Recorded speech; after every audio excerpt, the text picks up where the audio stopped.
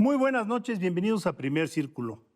Hace un año, en este mismo estudio, estuvimos conversando con Mario Campos sobre este libro, que es un libro que, por lo menos yo creo que en México abrió una línea de discusión muy interesante, la batalla por la atención.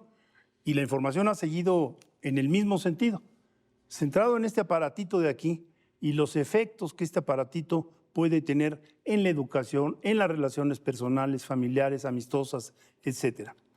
Y hace unas 3 semanas quizá, en un programa con una amiga de Carlos y muy querida colega, hablaste de un suceso que me puso los pelos de punta, bueno, no de punta, al contrario, me dio mucho gusto, que por primera vez los usuarios se organizaron para protestar por las consecuencias que en las redes sociales están teniendo en sus vidas.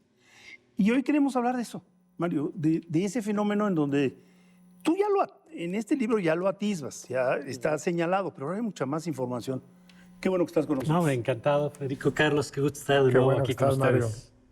A ver, ¿por qué no empezamos con el tema de la atención? Porque también por primera vez hemos estado viendo algunos datos de que está cayendo, que el uso de los celulares a niveles altísimos, pero está cayendo. La gente, algunas personas están empezando a tomar cierta distancia. ¿Es una tendencia significativa o realmente no la ves como tal? Mira, lo que creo que está pasando es que estamos ante un fenómeno que lleva 24 años en desarrollo.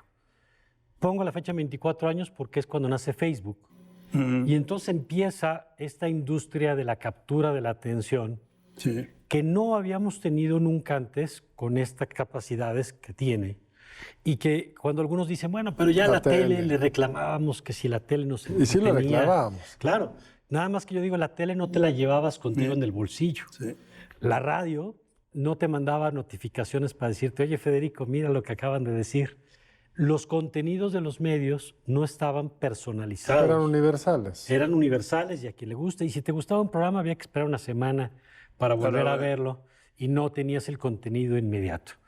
Y entonces lo que ha venido ocurriendo en los últimos tiempos es que a los efectos de estos 24 años le han empezado a surgir cada vez más evidencia de las consecuencias en los ámbitos que ya planteabas, Federico, que tienen que ver desde los efectos personales, que tienen que ver con la incapacidad de retener una conversación. Perdón. Esto que a todos nos pasa, que es, ¿te acuerdas que te conté? Y tú vagamente recuerdas que mientras veías la pantalla, alguien te decía algo. No, esta cosa horrenda que vas a comer con alguien y sacan su celular. Sí, la doble conversación, ¿no? Se da ellos están acá y aparentemente la conversación Y en la conversación, y quienes damos clases, sabemos la enorme batalla que es retener la atención de los alumnos y alumnas. Y entonces lo que creo, Carlos, es que sí, en los últimos tiempos se empieza a ver una especie de efecto pendular en varios sentidos. Uno, en una parte regulatoria, que tiene que ver con gobiernos prohibiendo, sobre todo en menores de 15 años, el uso de los teléfonos celulares. ¿Por qué no nos cuentas, cuál sería el ejemplo de regulación estatal que te parece más relevante? Porque aquí no hemos ni entrado a ese debate. No, el único caso en México es el gobierno de Querétaro, que metió una iniciativa el año pasado también para prohibir a nivel escolar. En Estados Unidos ya ha venido multiplicándose a nivel local y básicamente todas las regulaciones lo que traen es que en el horario escolar el uso del dispositivo esté prohibido, no solamente durante el tiempo de clases, sino incluso en los tiempos de recreo. Y Australia ya lo hizo a nivel nacional, ¿verdad? Y ha ido avanzando en España y en varios países, y parece que el consenso va hacia allá. Que los alumnos lo agradecen, ¿verdad? Al principio repelan. No, al principio no. Al principio no son entusiastas, pero yo me acuerdo una cosa que dijo el cirujano general de Biden, que le llamó la atención que cuando fue a alguna escuela en Estados Unidos, descubrir que los recreos eran silenciosos. Y le sorprendió porque si yo les pregunto cómo suena un recreo, pues nos imaginamos niños jugando. Nuestros recreos. Nuestros recreos. Y lo que él contaba es que llegaba a las escuelas y los niños traían o audífonos o todos viendo la pantalla, o en el mejor de los casos varios mirando la misma pantalla. Y entonces por eso las restricciones no solamente están siendo dentro del tiempo escolar, que es más obvio, sino en el tiempo también, desde que entras a la escuela hasta que sales de la escuela, queda guardado en un tipo de locker o aparatitos como sellados. En fin, hay varios instrumentos para eso, pero hacia allá va en este momento la regulación. Y la otra es retrasar el uso de redes sociales hasta los 15 años, que muchas de las plataformas por reglamento tienen, pero que los hechos no se cumplen. Sí, es muy fácil darle la vuelta, ¿no? Absolutamente. Ahora, digo, un añadido, es que también lo que está ocurriendo es que se está terminando con la conversación. Ahora, releí ahí un autor francés del siglo pasado sobre el arte de la conversación. Y uno se da cuenta que la gente no puede ya conversar sin recurrir a... No, es que mira, te voy a enseñar. Claro. Y en ese te voy a enseñar se pierde el hilo. Para enseñarlo aprovechan para ver su WhatsApp, ¿no? Exactamente. O a la hora que te asomas ya tienes ahí la notificación. Y es que la competencia es muy desleal, Federico, porque el ecosistema que tenemos en el teléfono es un cuarto hecho para complacernos. Todo el contenido que ves está hecho en función de lo que a ti te gusta ver, y lo hemos platicado que lo que sabe de TikTok con 35 minutos es más que lo que sabe tu terapeuta de los últimos 7 años. Porque de entrada, en 35 minutos formas hábito. Esto lo acaba de sacar el Washington Post hace 3 semanas en un reportaje. 35 minutos de estar haciendo esta función de escroleo, empiezas a generar hábito. Y ya de ahí para adelante empieza a crecer tu tiempo de pantalla. Dijiste en ese programa algo que me impresionó mucho. Dijiste, es el aparato más adictivo, más adictivo que ha creado la humanidad, sobre TikTok. Sí. Que parece que los índices son verdaderamente brutales de adicción, ¿no? De captura. Es que para mí es el algoritmo más potente por varias razones. Primero, porque tiene esta personalización que ninguna otra plataforma había logrado tener. O sea, recordemos que en estos 24 años pasamos de un modelo donde tú decidías a quién seguir, que esa era la promesa de Facebook y de X o de Twitter al principio, ¿no? Yo quiero seguir a Federico. Incluso había una frase que era: en Facebook yo sigo a quien conozco y en Twitter a quien me gustaría conocer.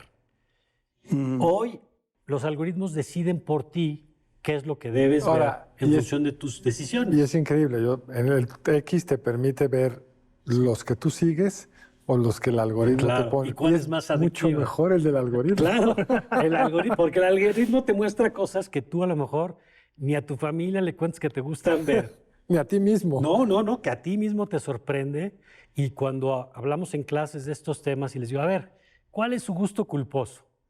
Y ya empieza todo el mundo a contar cosas que tú no dirías. A mí me gusta ver gente que escribe barritos, o gente que hace masajes, o gente que hace quiroprácticos de animales. O sea, cosas que estoy seguro que ustedes dirían, por supuesto que jamás verían. Ni sabemos que existen. Ni sabemos que existen, ni menos que te gustan.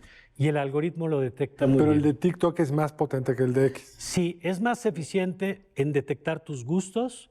Y luego esta velocidad con la que te da contenido corto, que te da esta gratificación inmediata, hace que sea cada vez más difícil separarte del aparato. Y por eso, una de las características de la adicción, de esto que decías ahorita, Federico, de lo adictivo del aparato, o sea, pongo 3 señales para que se dé una idea de cuándo se vuelve adictivo.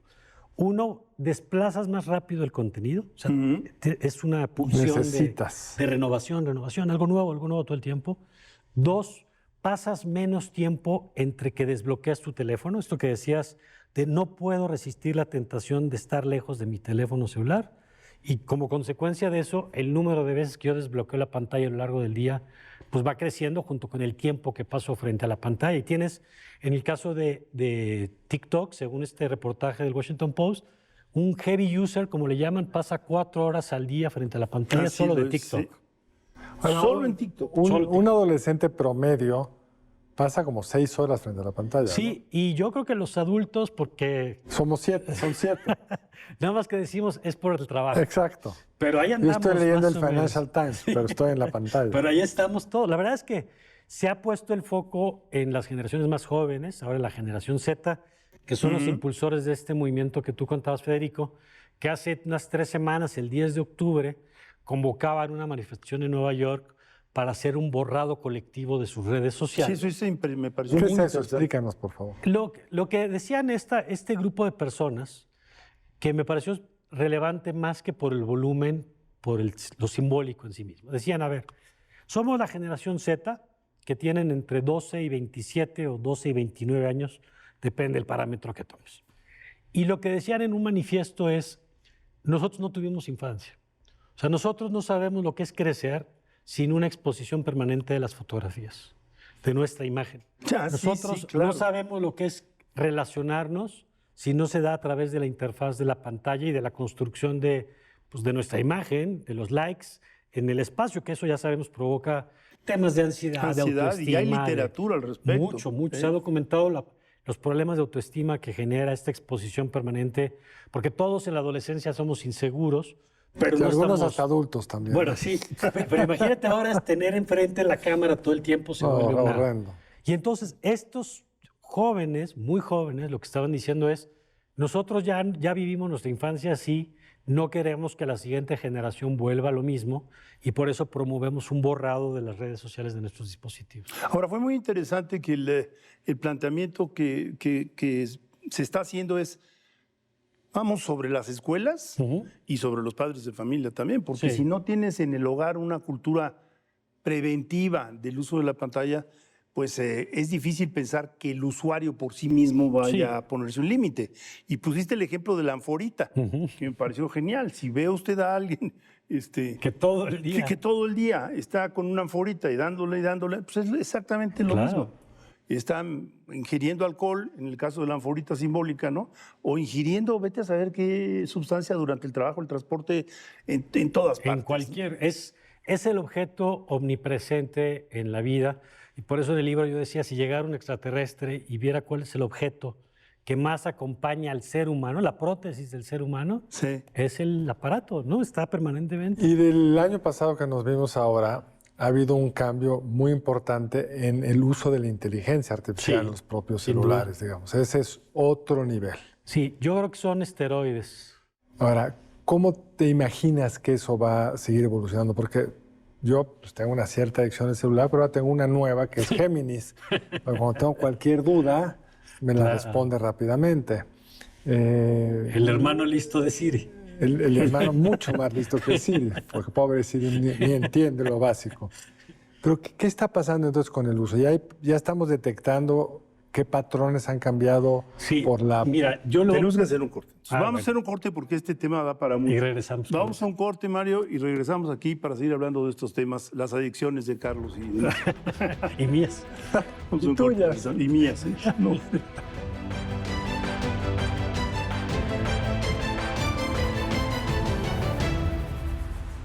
Estamos de regreso con Mario Campos hablando de los celulares, de la batalla por la atención. Y te preguntaba, Mario, antes del corte, ¿qué patrones estamos viendo ahora por la irrupción de la inteligencia artificial en los celulares? Que, como decía, son esteroides. Sí. Yo veo que hay, fíjate qué interesante, dedicamos el primer bloque a hablar de los efectos de una tecnología que llevamos 24 años con ella.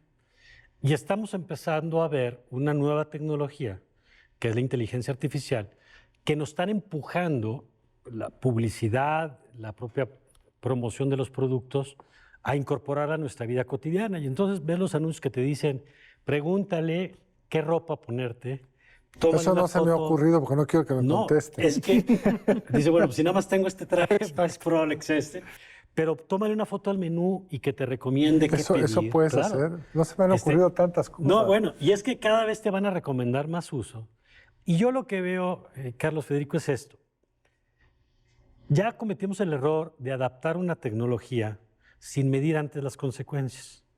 Estamos empezando a adaptar una nueva tecnología que todavía no interioriza más a nuestra vida cotidiana el uso de la inteligencia artificial para tomar decisiones que hoy podemos tomar sin consultar la inteligencia artificial, como qué te pones o qué ordenas en el restaurante. Y yo pongo el símil que lo que estamos haciendo está mal porque tendría que ser como con las medicinas. Darle un periodo de... Nadie suelta un medicamento y en 10 años decimos, mira, provocaba infartos, qué mala onda. No, lo ponemos en un grupo piloto, se hace una muestra, se determinan los efectos secundarios Y a partir de ahí decidimos si vale la pena los pros y contras de ese medicamento. Le voy a preguntar a Géminis si eso es posible, pero creo que... Yo creo que no va a estar de acuerdo conmigo. Pero Algo me hace pensar que más no. allá de eso, pues la verdad es que hoy en Estados Unidos hay un presidente completamente pro tecnologías, Absolutamente. que incluso amenaza a los otros países, Con- aquellos que regulen. quieren regular y dicen, pues entonces no vendes en Estados Así Unidos. es. Entonces, estaba viendo el otro día un podcast bien interesante sobre algo que yo no me enteré en su momento, pero el director de Google trabajó muy cercanamente en la segunda campaña de Obama, usando todos los algoritmos que ya para entonces existían, la información detallada de todos los usuarios para ayudarles a llevar información de la campaña personalizada. O sea, la alianza entre la tecnología y el poder Así es. parte fundamental del modelo, y Trump está completamente Claro. consciente Por y eso, competente en el uso de la absolutamente. misma. Lo que Musk hizo para él fue pues, muy importante, y ahora ya tienen TikTok de su lado. Por eso la pregunta sigue siendo, fíjate, hace 20 años, cuando hablábamos de alfabetización mediática, una de las preguntas era, pues, ¿quién es el dueño del medio? ¿Cuál es la agenda del medio? Eso decíamos.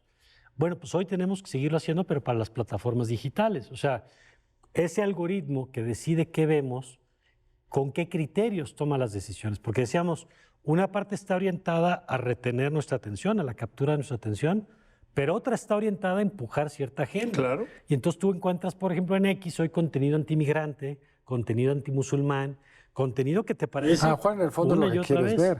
Pues ese es el temor. Esa fíjate. sería la otra. Ese sería. Pero yo creo que sí No, hay pero una claramente agenda. Hay una ese agenda. algoritmo se puede manipular. Así, y el de TikTok también, y lo vamos a ver. Y respondiendo a la inteligencia artificial, yo creo que hay una gran presión para que estas inversiones que se están haciendo hoy, multimillonarias, que están haciendo que la economía de Estados Unidos crezca, se conviertan en un objeto que se de manera cotidiana en nuestro uso, y creo que hacia allá va el asunto. Tratar de que la inteligencia artificial esté acompañándonos todo Pero el de tiempo. hecho hay unos dispositivos nuevos, unos lentes, Sí. que te permiten, yo no lo leí hace poco en un libro, te permite cuando estás viendo la realidad, te va recomendando cosas, Sí. te puede poner anuncios. Los de Meta. Los de Meta. O sea, tu interacción visual con la realidad ya es a través de un dispositivo. El objetivo es que no te despegues nunca. Es más, si puedes dejar de dormir, Mejor. sería Mejor. buenísimo. Pero a mí me gustaría regresar porque hemos dedicado un par de programas al tema. La salud mental de los jóvenes está teniendo un deterioro brutal. Sí. El otro día leía yo un reporte, 260% más que hace una década. Los suicidios de jóvenes, y aquí estuvo Marilena Medina Mora para hablar de este asunto, se han disparado de una manera impresionante. Y muchos de los análisis lo que llevan es precisamente a esta soledad o una nueva soledad, La y a los epidemia de incels, soledad, por sí. ejemplo, los individuos que no tienen pareja y Bueno, lo que que pasó podrían... hace poco en un CCH, Sí, sí, o sea, sí. Lo ya que nos pasó llegó. en el CCH, Sí. ya nos llegó.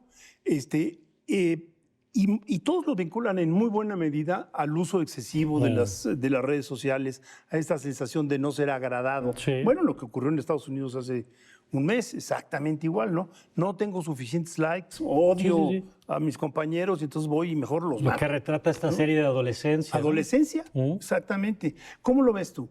Creo que sí es un tema serio. Tú decías hace rato el tema de la conversación. Mira, les cuento una anécdota que a mí me llama la atención, que ves que llego a mi salón de clases y me llama la atención que no hay necesariamente una conversación entre ellos. Que cada quien está en su propio dispositivo. Ya, obviamente, al paso del tiempo van generando vínculos, pero A veces. A veces. Lo normal era tener que llegar a callar al claro, grupo que estaba y de conversando. pronto llegar a un salón y que todo el mundo esté viendo su propia ¿Y qué pantalla. política tienes respecto a los celulares con tus alumnos? Yo ya se los prohibí. Bueno, te cuento que durante 21 años que llevo dando clase en la Ibero, permitía que tomaran apuntes en computadora y pues, si querían tomar notas podían hacerlo. Este semestre, por primera vez, el primer día de clases llegué y les dije, traigo un regalo para ustedes. Y saqué libretas. Y les dije, y viene con un dispositivo que viene precargado, que era una pluma. Y al día de hoy, te puedo decir que siguen tomando apuntes, ya no tomaban apuntes, yo le llamaba el efecto podcast, que era, el maestro hablaba y te estaban escuchando por si decías algo interesante. Exacto. Y si decías algo interesante, Quizás le se enteraban, concedían un quizás se poquito. enteraban. Claro, un poquito de tu atención y ya después hasta la vista, ¿no?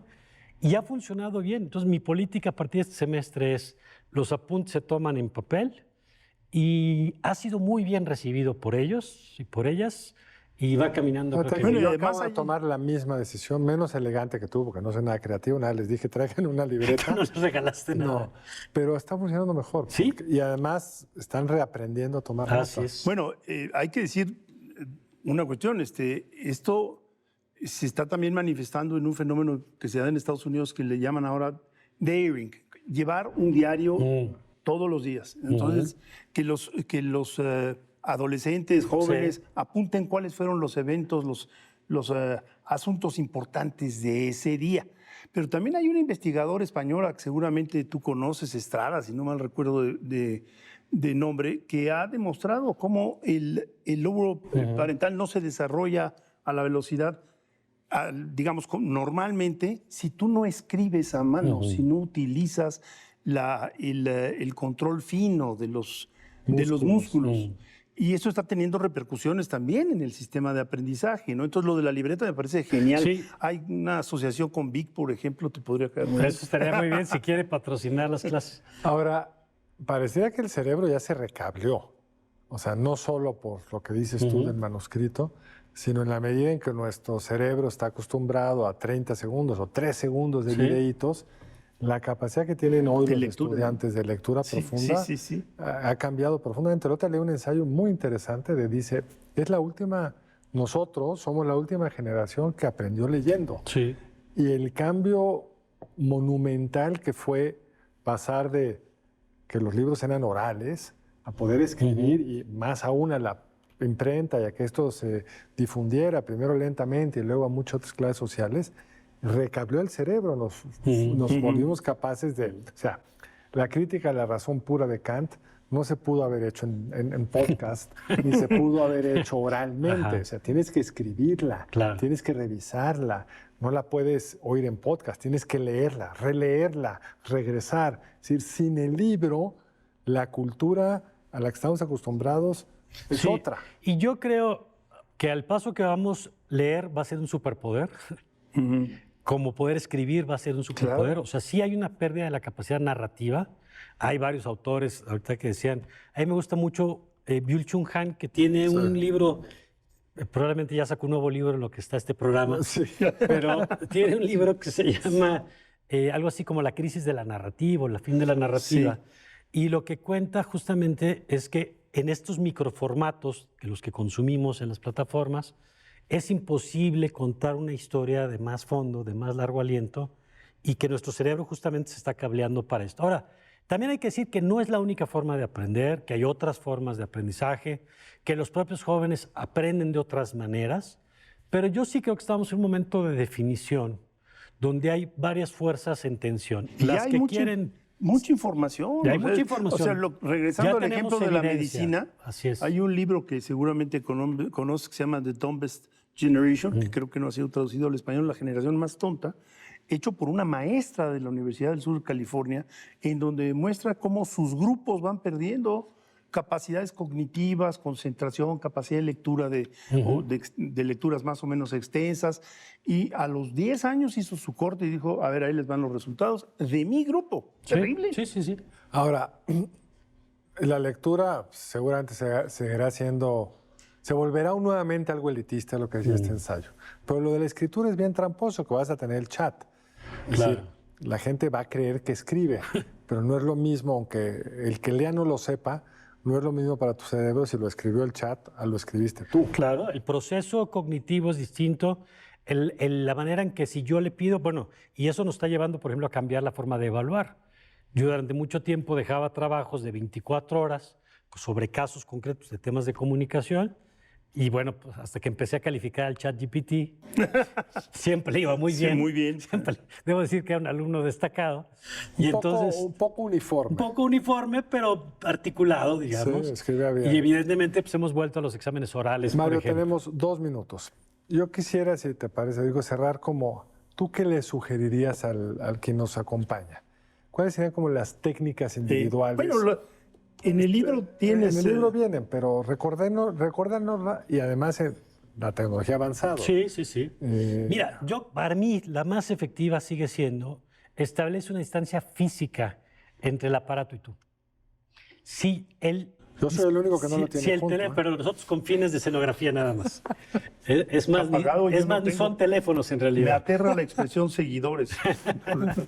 Si tú dejas el teléfono en un cuarto distinto al que estás, aprovecha la pereza a tu favor. Te juro, les firmo que van a tardar más en ir por él que si lo tienen al alcance de la mano. A la hora de dormir, no lo dejes en el buró, porque cuando te despiertes a la madrugada vas a tirar el brazo.